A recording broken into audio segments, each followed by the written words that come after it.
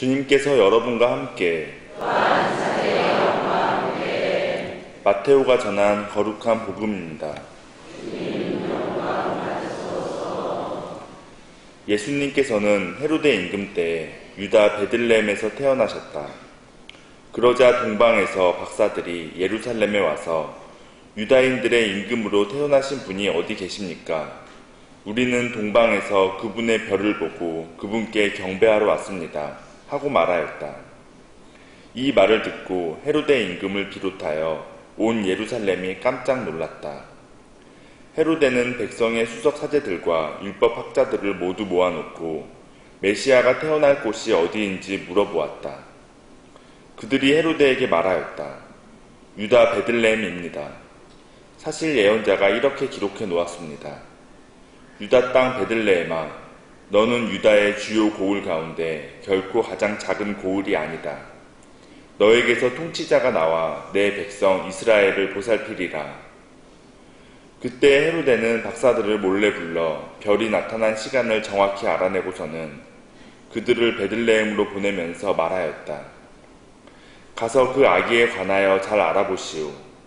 그리고 그 아기를 찾거든 나에게 알려주시오. 나도 가서 경배하겠소. 그들은 임금의 말을 듣고 길을 떠났다. 그러자 동방에서 본 별이 그들을 앞서가다가 아기가 있는 곳 위에 이르러 멈추었다. 그들은 그 별을 보고 더없이 기뻐하였다. 그리고 그 집에 들어가 어머니 마리아와 함께 있는 아기를 보고 땅에 엎드려 경배하였다. 또 보물상자를 열고 아기에게 황금과 유향과 모략을 예물로 드렸다. 그들은 꿈에 헤로데에게 돌아가지 말라는 지시를 받고 다른 길로 자기 고장에 돌아갔다. 주님의 말씀입니다.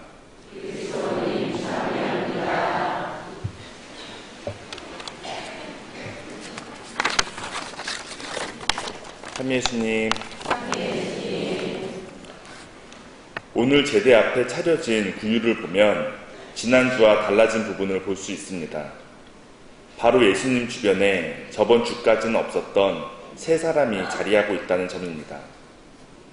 전승에 따르면 그들의 이름은 가스팔, 발타살, 멜키올이라고 불리웁니다. 그리고 보통 우리는 그들을 동방박사라고 부르고 있습니다. 오늘은 주님 공연 대축일입니다.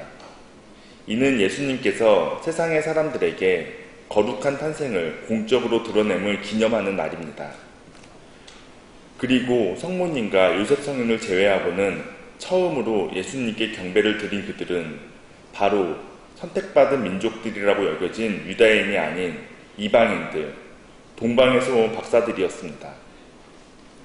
예수님의 탄생이 어두운 이 세상에 비치신 그리스도께서 우리 가운데 오셨음을 보여준다면 오늘 기념하는 공연은 그분 탄생이 선택된 소수에게만 의미를 지니는 것이 아니라 이방 민족들에게 드러남으로써 온 세상 모두를 구원하는 사건이라는 것을 선명히 보여줍니다. 유다의 백성들이 받아들이지 않아 가장 낮고 가장 작은 곳에서 태어나신 그분을 이방의 박사들, 곧 다른 민족들은 오히려 가장 먼저 알아봅니다. 신앙의 신비가 바로 여기에 있습니다. 유다인들의 눈으로 보기에 이방의 낯선 이들이 구원의 대상이 아니었듯이 우리들 역시 우리가 속한 공동체 안에서 타인을 배척하고 싶은 유혹에 시달리기 쉽습니다. 하지만 그럴 때마다 예수님의 탄생은 결코 특정한 누군가를 위한 일이 아니었음을 기억해야 합니다. 예수님은 유다 민족만을 위하여 오신 것이 아니듯이 심지어 이 교회 안에 있는 특정 누군가를 위해서만 오신 것도 아닙니다. 우리가 믿고 있는 가톨릭은 보편적이라는 뜻입니다. 하지만 우리가 하느님의 신앙 안에서 내가 속한 구역, 내가 활동하는 단체, 우리 가족이라는 선을 긋기 시작한다면 교회는 더 이상 보편적이지 않습니다. 우리가 이 교회를 사랑해야 하는 이유는 교회라는 울타리가 우리의 구원을 보장해주기 때문이 아니라 아직 교회 밖에 머무는 이들에게 먼저 신앙의 빛을 받은 이들이 그 불빛을 비추어 주어야 하기 때문일 것입니다. 동방박사들은 별을 따라 예수님이 태어나신 곳을 찾아왔고 또 그 별을 보고 더없이 기뻐하였다고 오늘 복음 말씀은 전해줍니다. 또한 오늘 독서 말씀에서 바오로 사도는 계시를 통하여 그 신비를 알 수 있었다고 고백합니다. 그 신비는 이민족들도 구원을 받도록 부르심을 받은 것이며 유다인들과 이민족들이 하나의 공동체를 이루는 것이었습니다.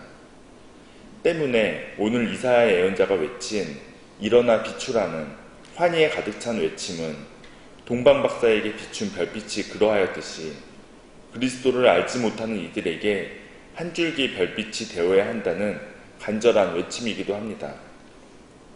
또한 더없이 밝은 예수님의 별빛을 받아 우리 모두 세상의 별빛이 되어야 한다는 권유와 다르지 않습니다. 동방박사들은 빛을 보고 찾아 나선 사람들이었습니다. 그들은 황금과 유향과 모략을 예물로 준비해 왔습니다. 오직 동방에서 예수님 탄생을 알리는 별을 보고 먼 길을 서둘러 온 것입니다.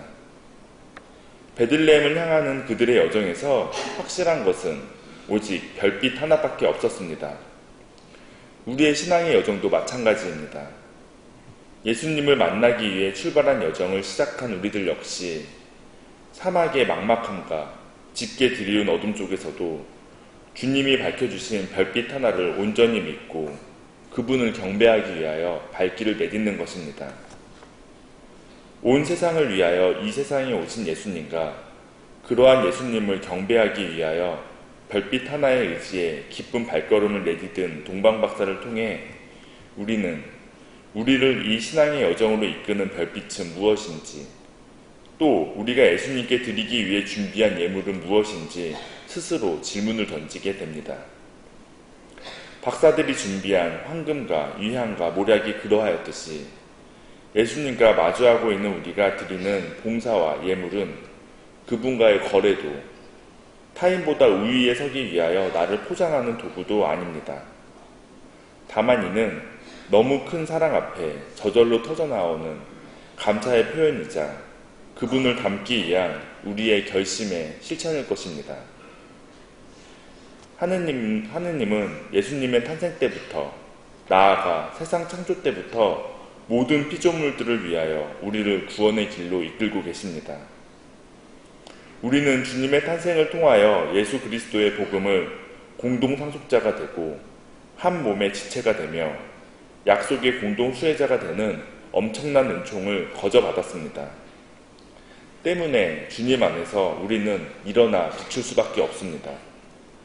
모든 민족들이 주님의 빛을 향하여 임금들이 떠오르는 주님의 광명을 향하여 오고 있습니다. 오직 구원자 예수님의 탄생을 기리기 위하여 어둠 속을 건너온 동방박사들의 경배를 생각하며 이번 주도 모든 일을 위하여 오신 하느님의 신비를 묵상하시는 한 주가 되시기를 기도드립니다.